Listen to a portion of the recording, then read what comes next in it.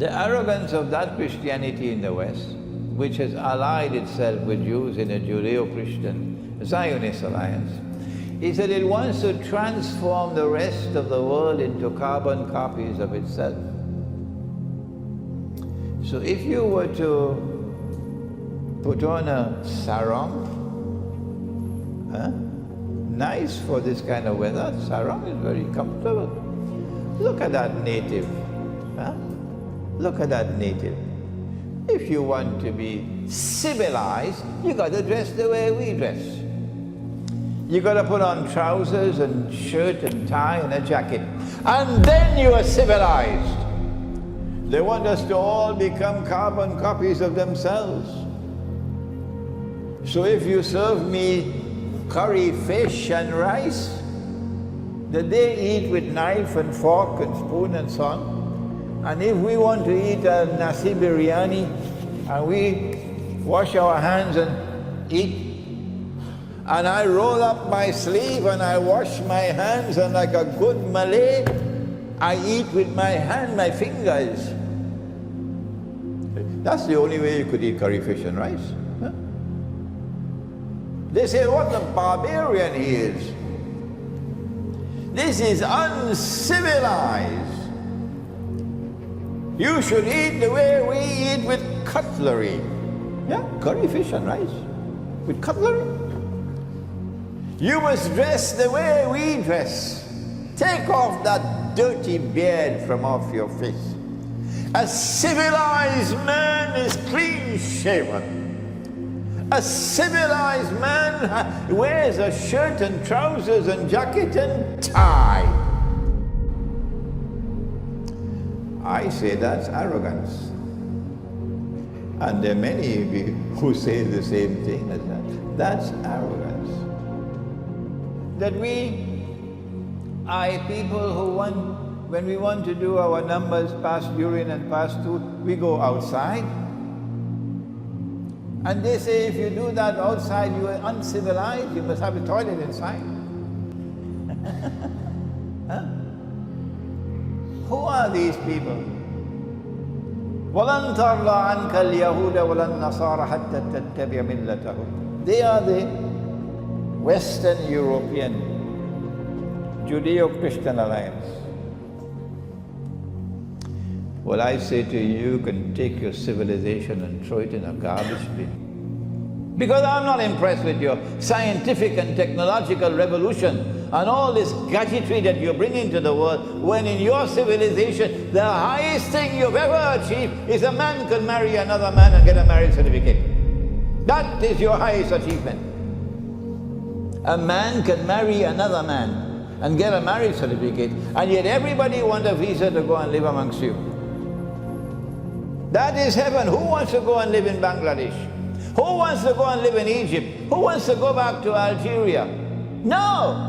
That's heaven, where a man can marry another man and get a marriage certificate. Guess what Allah did to those who were doing that? Guess what He did to Sodom and Gomorrah? And guess what He's going to do to you tomorrow? Yes.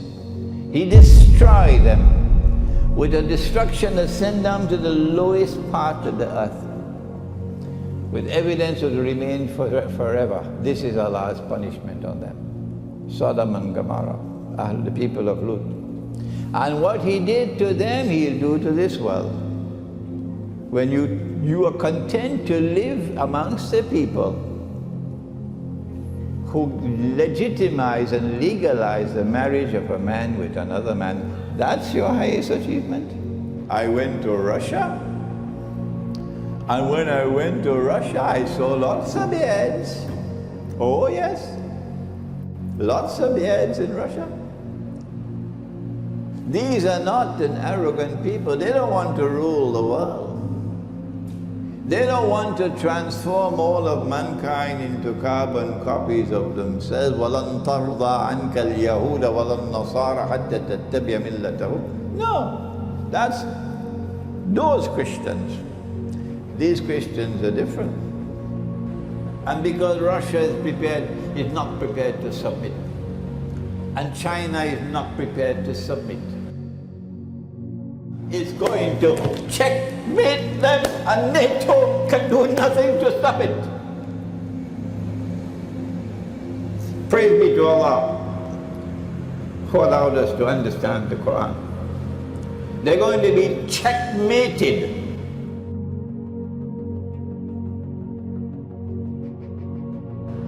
A nuclear war would be one in which nuclear powers will use every single nuclear weapon that they possibly can use, because it's going to be a fight to the finish. And so the world can now expect that if a nuclear war were to take place, excuse me, too late now to say if, rather it should be when the nuclear war takes place.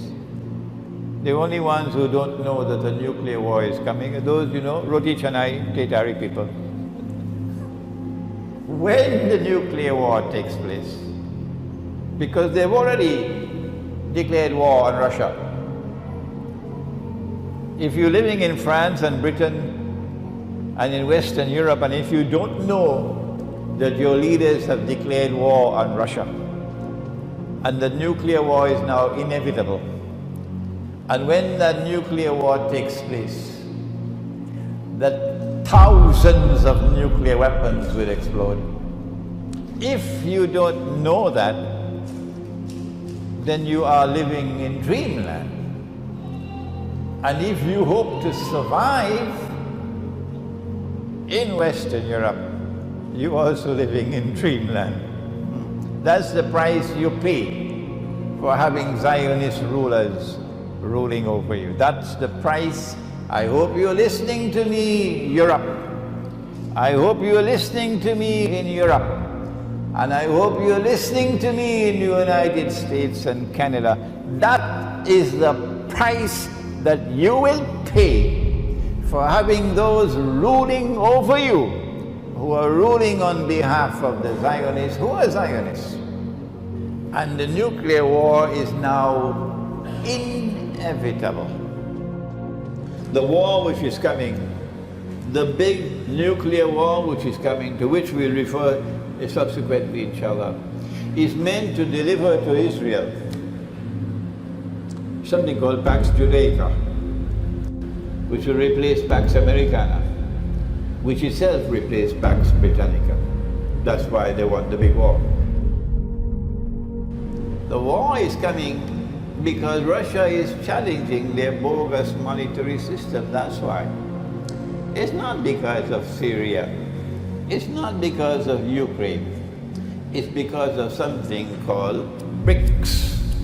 And so I share with you now, finally, that the Khilafah state would recognize the Orthodox Christian world, which today is led by Russia, that these are the people Allah is talking about in the Quran, that they will be closest in love and affection for you.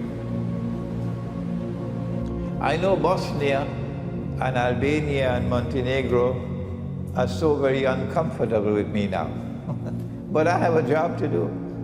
It's for you to learn. And guidance comes from the Quran, not from NATO. Yes, Bosnia. Yes, Albania. Yes, Montenegro. Yes, Kosovo. Guidance comes from the Quran, not from Washington. Okay? So Allah is telling you as plain as a billboard on the road to the airport. These are the Christians who in Akhirul Zaman will be closest in love and affection for you. But there are, both in the Quran and in the Hadith, indications that we will conquer Constantinople on the basis of an alliance with Orthodox Christians. It will be a Muslim Christian army that will conquer Constantinople.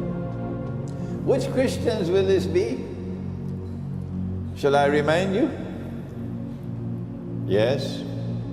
And if you do not build alliances, إِن لَمْ تَفْعَلُوهُ تَكُنْ فِتْنَةٌ فِي الْأَرْضِ وَفَسَادٌ كَبِيرٌ. I do not need the hadith for arguing the case for an alliance with Rome.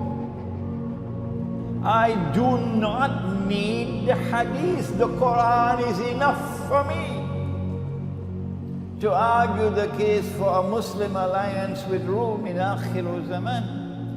And no hadith and no part of a hadith can challenge the Quran. And so this is what we have to do at this time, to build alliances within ourselves so the house of Islam becomes stronger, and build alliances with those who have the closest love, the closest in love and affection for us, so we can face a common enemy. The hadith then ends, Fathul Constantinople, Khuruj al-Dajjal, that after the conquest of Constantinople, only then will Dajjal make his appearance in human form. Because now, it's there around the neck of Israel. Israel can't get away now, finish. Dajjal took them for a ride. It's the last ride on which they'll ever go. And now they'll face the end that Pharaoh faced when he was drowning. They will end the same way that Pharaoh ended. That's the end of Israel. They will now realize the truth that Pharaoh realized underneath the water.